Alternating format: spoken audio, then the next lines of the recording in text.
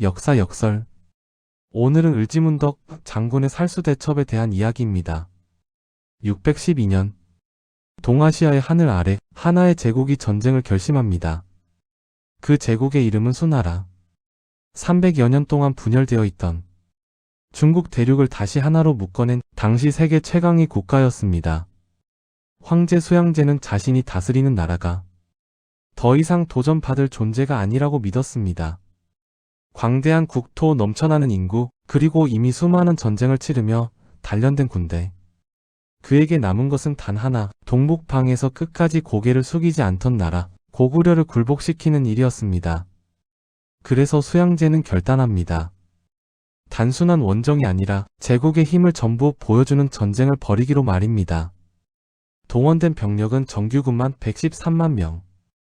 보급과 수송, 공성 장비를 운반하던 인원까지 포함하면 실제로 이 전쟁에 끌려 들어간 사람은 200만 명을 훌쩍 넘었습니다. 이 숫자가 얼마나 압도적인지 당시 세계를 떠올려 보면 분명해집니다. 같은 시기 서양에서 벌어진 전쟁들조차 10만 명이 동원되면 대전쟁이라 불렸습니다. 그러나 수나라는 그 10배가 넘는 병력을 한 나라를 향해 동시에 움직였습니다. 말 그대로 고대 세계가 감당할 수 있는 한계를 넘어선 전쟁이었습니다. 당시 수나라의 인구는 약 4,600만 명. 호적과 가구 수를 기준으로 보아도 고구려와는 비교 자체가 되지 않는 규모의 제국이었습니다. 병력 수만 놓고 보더라도 수나라 군대는 고구려 전체 인구의 상당 부분에 맞먹는 숫자였습니다. 반면 고구려는 달랐습니다.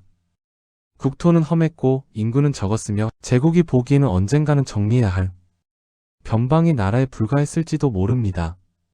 상식적으로 생각하면 이 전쟁의 결말은 이미 정해져 있는 것처럼 보였습니다. 초강대국이 압도적인 병력으로 작은 나라를 짓누르는 전쟁. 역사 속에서 수없이 반복되어 온 장면이었기 때문입니다. 그러나 이 전쟁은 그 상식을 정면으로 배반합니다. 중국 역사상 가장 많은 병력이 동원된 전쟁은 아이러니하게도 중국 역사상 가장 참혹한 패배로 기억됩니다. 전쟁을 시작할 때 북경을 떠날 때만 해도 수양제는 상상조차 하지 못했을 것입니다. 이 원정이 제국의 위세를 과시하는 승전이 아니라 자신의 나라를 무너뜨리는 출발점이 될 것이라는 사실을 말입니다. 수나라의 대군이 북쪽으로 움직이기 시작했을 때 그 행렬은 끝이 보이지 않았습니다. 병사와 말, 수레와 공성 장비가 이어진 길은 수백 리에 달했고 제국의 힘 그 자체가 땅 위를 흐르는 것처럼 보였습니다. 그들이 처음 마주한 관문은 요하였습니다. 수나라 군은 부교를 설치해 강을 건넜고 그 강 너머에 자리 잡은 고구려의 핵심 방어 거점 요동성 앞에 집결합니다.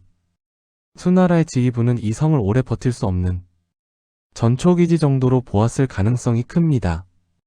100만 대군이 에워싸면 성 하나쯤은 금세 무너질 것이라 여겼을 것입니다. 그러나 그 판단은 전쟁의 시작부터 완전히 빗나가고 있었습니다. 요동성은 단순한 성이 아니었습니다. 이 성은 고구려가 오랜 시간에 걸쳐 다듬어온 방어 체계의 결정체였습니다. 겉으로 보이는 성벽 뒤에는 또 하나의 성벽이 있었고 성문 앞에는 옹성이, 성벽 곳곳에는 치가 튀어나와 있었습니다. 적이 한 방향에서 공격하면 사방에서 화살과 돌이 쏟아지도록 설계된 구조였습니다. 기록에 따르면 성벽의 높이는 약 30m. 당시 기준으로는 압도적인 규모였고 고구려의 축성 기술이 동아시아 최고 수준에 이르렀음을 보여주는 증거였습니다. 수나라 군은 곧바로 공성전에 돌입합니다. 사다리차를 끌어 성벽에 바짝 붙이고 투석기를 동원해 돌을 날렸습니다. 수백 명의 병사가 밧줄을 잡아당겨 투석기를 작동시키는 모습은 그 자체로 제국의 위력을 과시하는 장면이었을 것입니다. 그러나 요동성은 요지부동이었습니다. 돌은 성벽에 부딪혀 흩어졌고 사다리 위로 올라가던 병사들은 성 위에서 쏟아지는 공격에 쓰러졌습니다. 하루가 지나고 이틀이 지나고 한 달이 지나도 성은 함락되지 않았습니다. 문제는 시간이었습니다. 요동성을 빠르게 돌파하지 못하면서 수나라 군은 점점 자신들이 감당할 수 없는 싸움에 들어서고 있음을 깨닫기 시작합니다. 100만 대군은 강력했지만 그만큼 먹어야 했고 움직여야 했고 유지되어야 했습니다. 보급선은 길어졌고 고구려군은 정면 승부를 피한 채 주변에서 끊임없이 교란했습니다. 결국 전황은 이상한 방향으로 흘러갑니다. 성을 공격하는 쪽이 지쳐가고 성을 지키는 쪽이 시간을 아군으로 만들고 있었습니다. 요동성 하나를 함락하지 못한 채 흘러간 수개월. 그 사이 수나라 군은 눈에 보이지 않는 가장 치명적인 적과 마주합니다. 바로 보급의 붕괴였습니다. 병사들은 식량이 줄어드는 것을 체감했고 말들은 점점 힘을 잃어갔습니다. 전쟁은 아직 본격적으로 시작되지도 않았는데 제국의 군대는 이미 내부에서부터 흔들리고 있었습니다. 이 순간 요동성은 단순한 성이 아니라 수나라 전쟁 전체를 멈춰 세운 거대한 걸림돌이 됩니다. 그리고 이 지점에서 고구려의 전쟁은 비로소 자신들의 방식으로 전개되기 시작합니다. 고구려는 처음부터 알고 있었습니다. 정면에서 맞붙는 싸움은 이길 수 없는 싸움이라는 사실을 말입니다. 상대는 수나라. 병력만 100만을 넘는 초강대국이었고 고구려가 가진 모든 병력을 한데 모아도 수적 열세는 분명했습니다. 그래서 고구려는 칼을 들기 전에 먼저 전쟁의 방식을 바꾸기로 합니다. 그들이 선택한 것은 싸우지 않는 전술이었습니다. 고구려군은 성 밖으로 나가 결전을 벌이지 않았습니다. 대신 들판을 비우고 마을을 비우고 사람과 곡식을 모두 성 안으로 옮겼습니다. 불태울 것은 불태우고 가져갈 수 없는 것은 남기지 않았습니다. 이것이 바로 청야 전술이었습니다. 적에게 내줄 것은 아무것도 남기지 않는 방식의 전쟁이었습니다.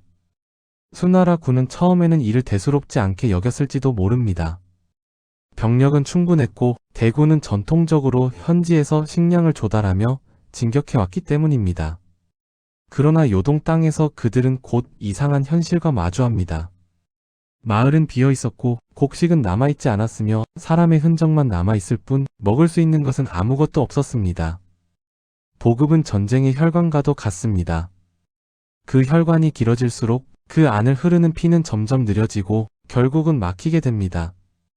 100만 대군은 강했지만 그 강함은 먹을 수 있을 때만 유지되는 힘이었습니다.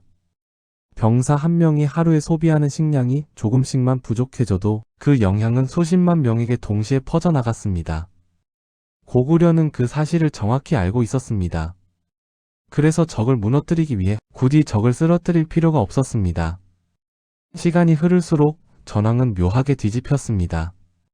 성을 공격하는 수나라 군은 점점 지쳐갔고 성을 지키는 고구려 군은 점점 여유를 되찾았습니다. 전투는 벌어지지 않았지만 전쟁은 이미 고구려 쪽으로 기울고 있었습니다.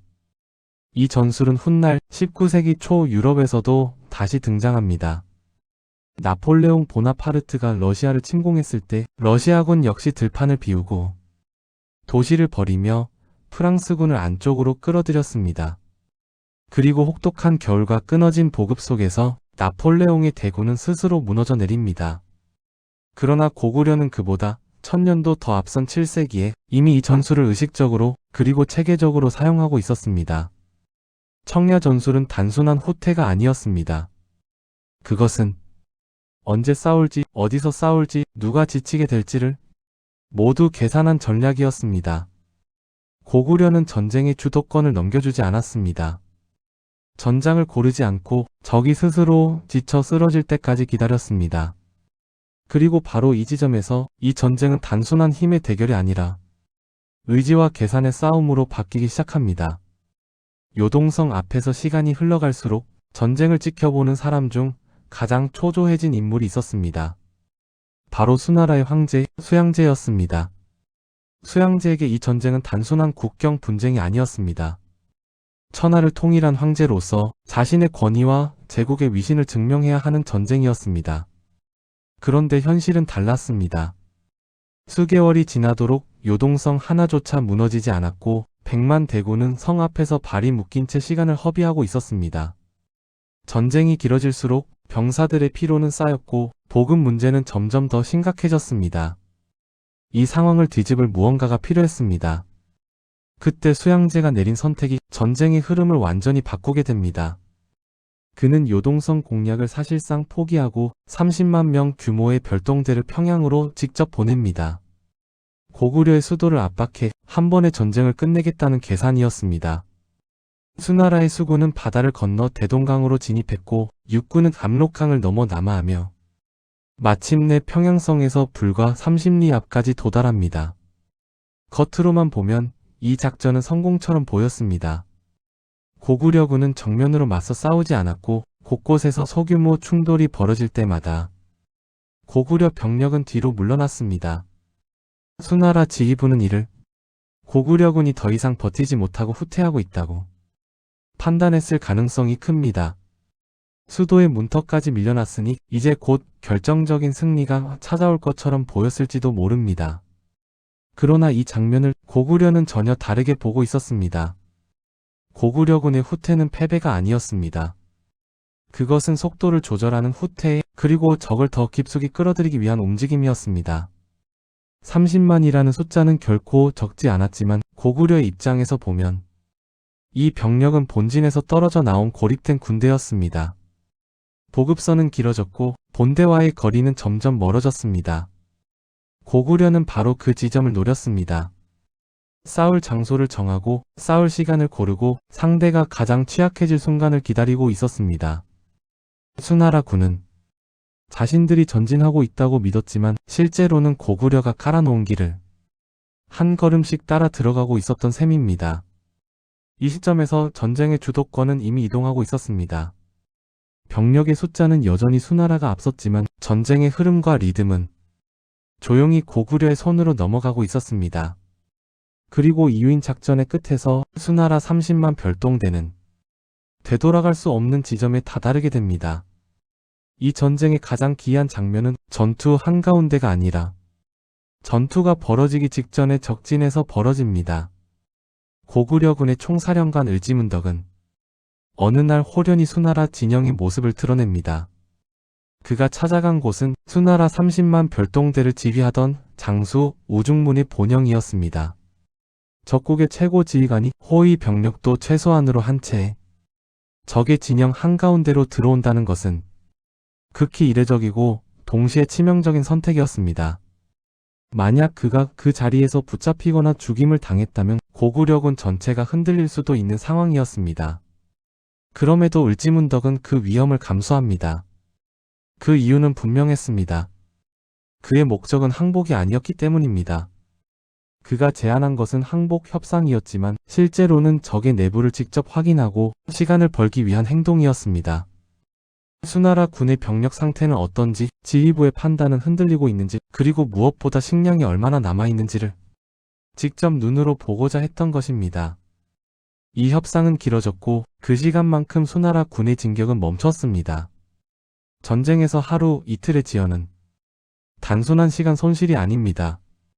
특히 보급에 쫓기는 군대에게 시간은 가장 잔인한 적이 됩니다. 그리고 을지문덕은 말로만 시간을 끌지 않았습니다.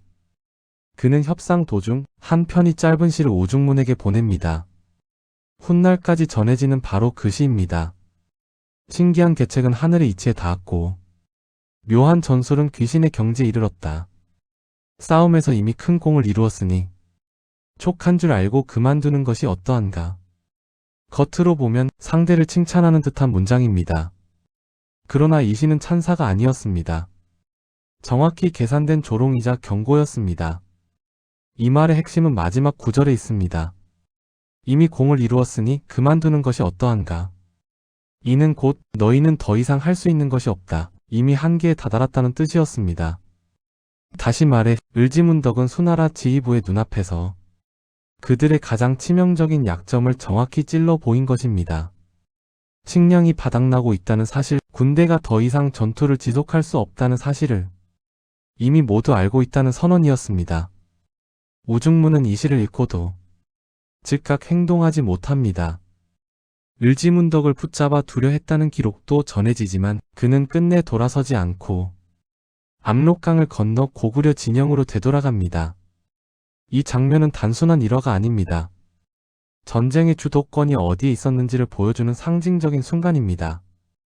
병력은 수나라가 압도하고 있었지만 시간을 지배하고 상대의 심리를 읽고 전쟁의 리듬을 쥐고 있던 쪽은 분명 고구려 그리고 을지문덕이었습니다. 이때부터 수나라 30만 별동대는 싸우기 전에 이미 흔들리기 시작합니다. 칼을 맞아서가 아니라 배고픔과 불안 그리고 우리가 이미 들켜버렸다는 자각 때문에 말입니다. 그리고 이지연 전략의 끝에서 을지문덕은 마지막 한 수를 준비합니다. 수나라 군이 스스로 돌아설 수밖에 없는 순간 그 테러를 노리는 결정적인 반격을 말입니다. 결국 수나라 군은 더 이상 앞으로 나아갈 수 없다는 사실을 인정해야 했습니다. 고구려의 성은 무너지지 않았고 들판에는 먹을 것이 없었으며 병사들이 짊어지고 온 식량은 이미 바닥을 드러내고 있었습니다. 이 시점에서 수나라 지휘부가 선택할 수 있는 길은 하나뿐이었습니다. 철수. 살아서 돌아가는 것, 그것이 유일한 목표가 되었습니다.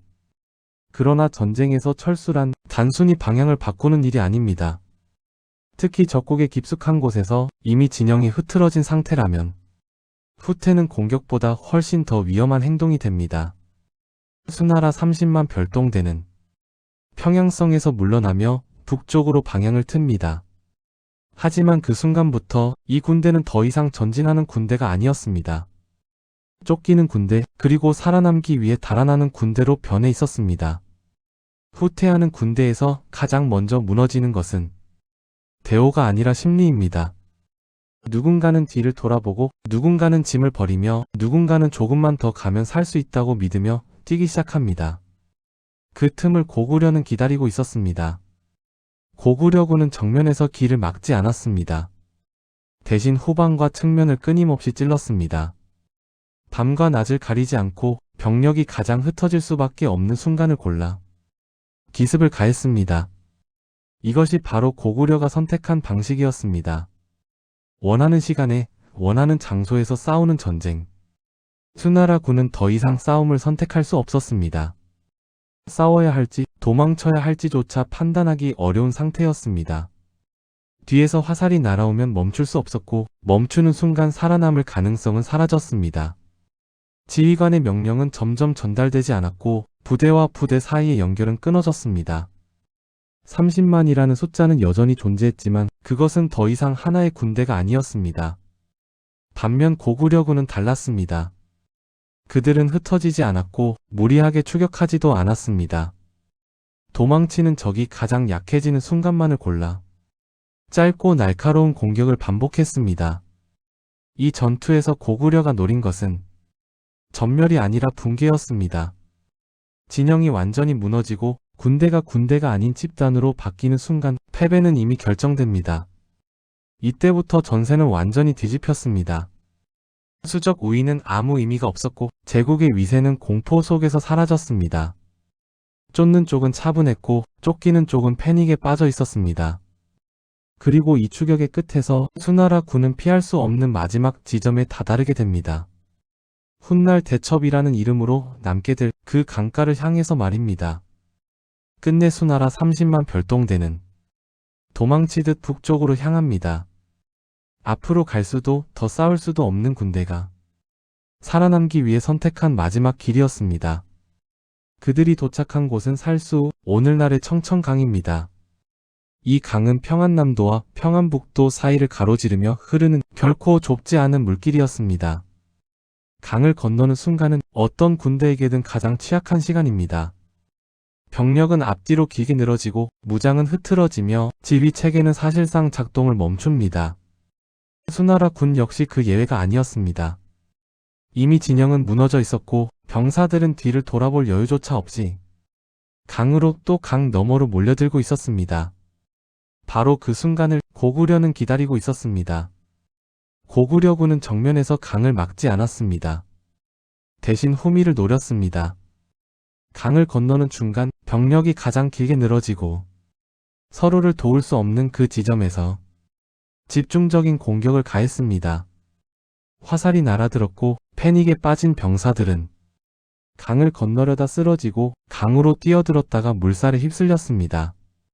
기록에는 이 전투를 두고 수공, 즉 물을 이용한 공격이 있었는지에 대한 논쟁이 남아 있습니다. 상류에 둑을 쌓아 물을 터뜨렸다는 기록도 있지만 현대 연구자들 사이에서는 그 실현 가능성을 두고 의견이 갈립니다. 그러나 한 가지는 분명합니다. 수나라 군이 강을 건너는 도중 공격을 받았고 그 순간 전투력을 완전히 상실했다는 사실입니다. 이 전투는 더 이상 전투가 아니었습니다.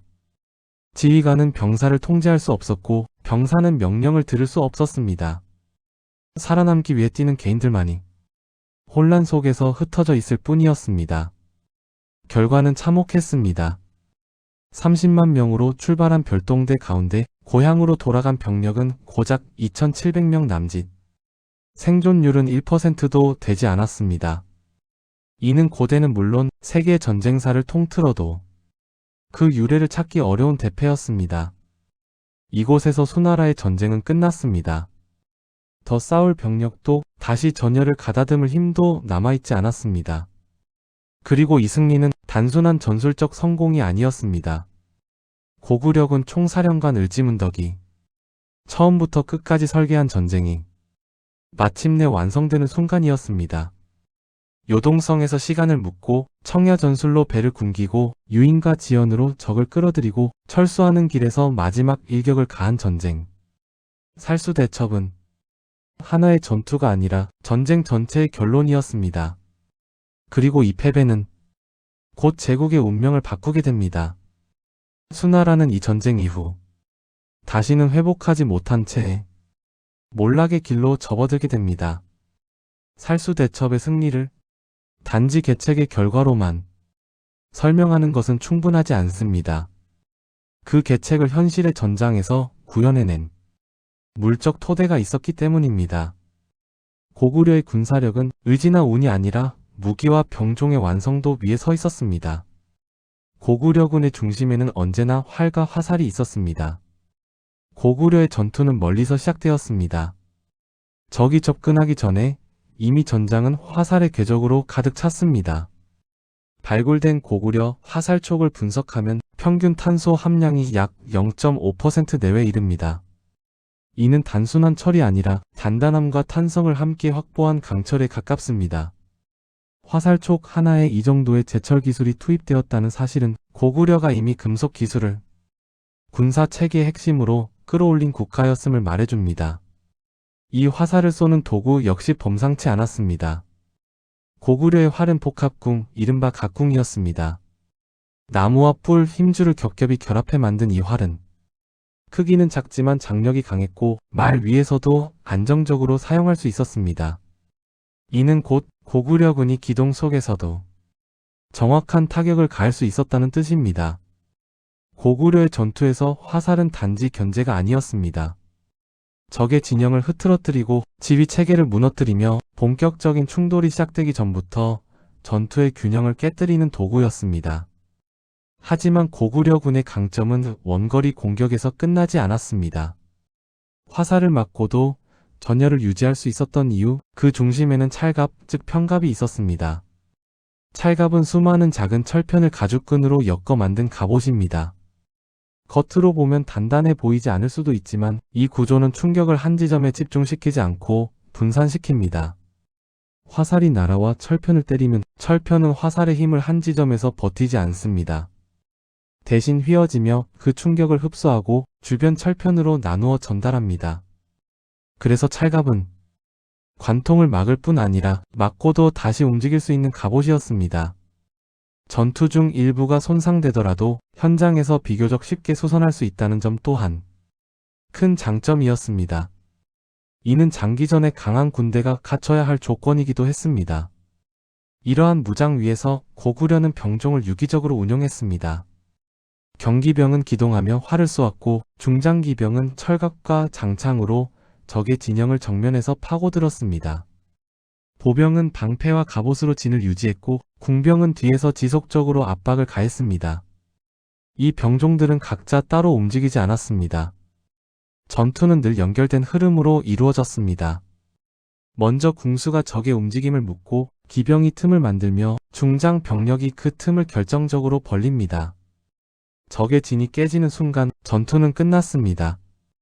이러한 전술 운용은 고구려가 단순히 강한 병사를 가진 나라가 아니라 전투의 구조를 이해하고 설계할 줄 아는 군사 국가였음을 보여줍니다. 그래서 살수대첩은 우연한 대승이 아니었습니다. 그 전쟁에서 고구려군은 자신들이 가진 무기와 병종을 가장 잘 어울리는 방식으로 사용했을 뿐입니다. 강철처럼 단단하고 활처럼 유연한 군대. 그것이 고구려 군사력의 실체였습니다. 고구려의 전투는 한 번의 충돌로 끝나는 싸움이 아니었습니다. 그들은 전투를 진영을 무너뜨리는 과정으로 이해했습니다. 당시의 전쟁에서 승패를 가르는 핵심은 얼마나 많은 적을 쓰러뜨렸느냐가 아니라 얼마나 오래 진영을 유지했느냐였습니다. 진이 유지되는 동안 군대는 군대였고 진이 무너지는 순간 군대는 흩어진 개인의 집합으로 바뀌었습니다. 고구려군은 바로 그 지점을 노렸습니다. 전투는 항상 원거리에서 시작되었습니다. 궁병들이 먼저 전장에 나서 적의 선두와 측면을 향해 끊임없이 화살을 퍼부었습니다. 이 화살의 목적은 단순한 살상이 아니었습니다. 적의 발걸음을 멈추게 하고 방패를 들게 만들고 지휘관의 시야와 명령 체계를 흐트러뜨리는 것이었습니다. 진영이 조금이라도 흔들리기 시작하면 그 틈은 빠르게 커집니다. 고구려는 바로 그 순간을 기다렸습니다. 적의 대오가 완전히 무너지기 전, 그러나 이미 균열이 생긴 그 찰나에 중장기병이 움직였습니다. 철갑으로 몸을 감싼 기병들은 장창을 앞세운 채 일제히 돌진했습니다. 이 돌격은 무작정 밀어붙이는 공격이 아니었습니다. 이미 화살로 약해진 지점을 정확히 겨냥한 진영 파괴를 위한 돌격이었습니다. 중장기병이 적의 중심을 파고들면 그 순간 전장은 두 개로 갈라집니다. 앞줄은 뒤를 볼 수 없고 뒤쪽은 앞을 도울 수 없습니다. 지휘관의 명령은 전달되지 않고 병사들은 각자 눈앞의 위협에만 반응하게 됩니다. 바로 이때 전투는 사실상 끝이 납니다. 고구려군은 이 상태에서 무리하게 추격하지 않았습니다. 적이 스스로 무너지는 속도를 지켜보며 필요한 곳에만 힘을 더했습니다. 진이 완전히 붕괴되면 남은 것은 도주와 추격뿐이었기 때문입니다. 이 방식은 한 번의 전투에 그치지 않았습니다. 고구려는 이러한 진영 파괴 전술을 여러 전투에서 반복적으로 사용했습니다. 적은 매번 비슷한 상황에서 흔들렸고 비슷한 순간에 무너졌습니다. 그래서 고구려군의 전투는 길게 이어지지 않는 경우가 많았습니다. 싸움은 시작되면 치열했지만 끝은 빠르고 결정적이었습니다. 이것이 고구려 전술의 완성이었습니다. 무기와 병종, 그리고 전술이 따로 노는 것이 아니라 하나의 흐름으로 연결된 전쟁 방식. 적을 전부 쓰러뜨릴 필요는 없었습니다. 진영 하나만 무너뜨리면 전쟁은 이미 끝난 것이나 다름없었기 때문입니다. 이러한 전투 방식은 살수대첩에서도 그대로 재현됩니다. 후퇴하던 수나라 군이 진영이 무너졌을 때 그 순간 전쟁은 전투가 아닌 붕괴로 바뀌었습니다. 그리고 바로 그 붕괴 위에서 고구려는 전쟁의 마지막 장을 완성해냅니다. 살수대첩은 하나의 전투로 끝나지 않았습니다. 그 패배는 제국의 내부를 향해 되돌아가는 파문이었습니다. 수나라의 군대가 거의 괴멸되었다는 소식은 전장보다 훨씬 빠르게 제국 전역으로 퍼져나갔습니다. 113만 명을 동원한 원정, 그 뒤에 숨겨져 있던 수백만에 가까운 동원 체제, 그리고 그 모든 것이 아무 성과도 없이 사라졌다는 사실은 국가의 근간을 뒤흔들기에 충분했습니다. 문제는 패배 그 자체가 아니었습니다. 그 전쟁을 치르기 위해 수나라는 이미 감당할 수 없는 대가를 치르고 있었기 때문입니다. 전쟁 이전부터 제국은 지쳐 있었습니다. 대우나 건설로 농민들은 끊임없이 동원되었고 공사와 군역을 피해 도망치는 백성이 늘어났습니다. 그 위에 고구려 원정이라는 초대형 전쟁이 덮쳐졌습니다. 병사는 물론이고 보급과 수송을 맡은 인원까지 합치면 수백만 명의 노동력이 전쟁에 빨려 들어갔습니다. 그리고 돌아온 것은 승전보가 아니라 텅 빈 이름표와 패전의 기록이었습니다. 이 순간부터 수나라는 급속히 흔들리기 시작합니다. 곳곳에서 반란이 일어났고 지방 통제는 느슨해졌으며 황제의 명령은 더 이상 절대적인 힘을 갖지 못했습니다. 제국을 떠받치던 것은 군사력이나 법이 아니라 이 나라는 결국 이긴다는 믿음이었는데 살수대첩은 그 믿음을 한 번에 무너뜨렸습니다. 그 모든 책임은 자연스럽게 황제에게로 향했습니다. 전쟁을 결정한 사람, 무리한 동원을 명령한 사람, 그리고 끝내 실패를 막지 못한 사람. 그가 바로 수양제였습니다. 수양제는 패배 이후에도 다시 고구려를 정벌하려는 계획을 버리지 않았습니다. 그러나 제국은 더 이상 그를 따라갈 힘이 없었습니다.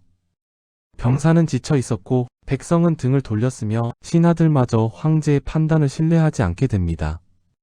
결국 서기 618년 수양제는 신하의 손에 의해 살해됩니다. 그가 스스로 죽음을 택하려 했다는 기록도 전해지지만 그에게는 그마저 허락되지 않았습니다. 황제는 그렇게 권력의 중심이 아니라 고립 속에서 생을 마감합니다. 그의 무덤은 제국의 몰락을 그대로 보여줍니다. 300년 만에 중국을 통일한 나라의 황제였지만 그 무덤은 놀랄 만큼 초라했습니다. 제국의 위세도 황제의 영광도 남아있지 않았습니다.